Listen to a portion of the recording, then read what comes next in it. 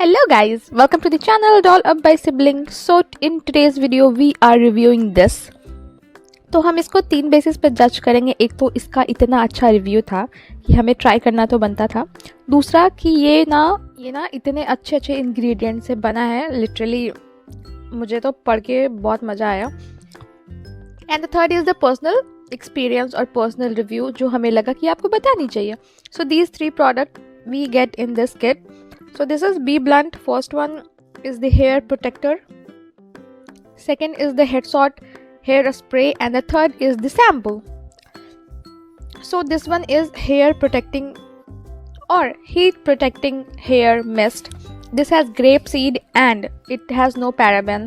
So this is a very good hair mist, as I can say you, and it works the best I can say because हमने काफ़ी सारे use करे थे. And second is the hold a spray. It's basically you apply it after जब अपने बाल को आप अच्छे से कर लेते हो ना, कर्ल या फिर आप अच्छे से स्टाइल कर लेते हो, then you can apply this.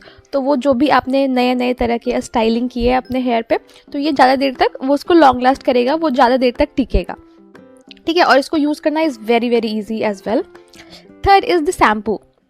सो अगर आपकी हेयर फॉल काफ़ी ज़्यादा हो रही है, you have to try this because this is Sania's favourite of course.